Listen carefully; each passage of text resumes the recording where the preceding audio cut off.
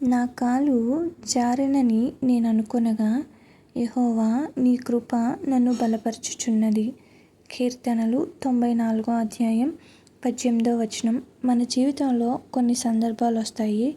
మనం ఎంతో బలంగా ఉన్నామని అనుకున్నప్పటికీ ఒక్కసారిగా సమస్యలు, బాధలు, అపజయాలు, అవమానాలు, నిరాశలు ఇవన్నీ ఒకేసారి వచ్చి మనల్ని కిందకు లాగేస్తాయి.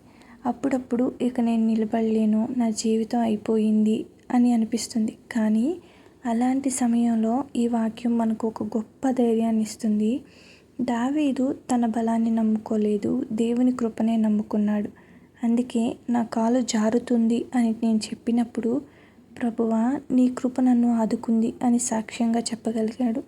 ఈరోజు కూడా అదే దేవుడు నీ జీవితంలో పనిచేస్తున్నాడు. నువ్వు సమస్యల్లో ఉండవచ్చు, ఆర్థిక ఇబ్బందుల్లో ఉండవచ్చు, కుటుంబ సమస్యలు, అనారోగ్యం లేదా ఏదైనా భారంతో, బాధతో ఉండవచ్చు. కానీ గుర్తుంచుకోవాల్సిన విషయం ఏంటంటే దేవుని చెయ్యి నిన్ను విడిచిపెట్టదు. నువ్వు పడిపోకుండా ఆయన కృప నిన్ను పట్టుకొని నిలబెడుతుంది.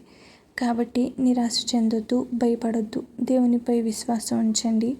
ఆయన సమయం వచ్చినప్పుడు ప్రతి పరిస్థితిని మేలు కొరకు మార్చి నిన్ను విజయం వైపు నడిపిస్తాడు. దేవుడు మనల్ని అందరినీ సమృద్ధిగా దీవించునుగాక. ఆమేన్.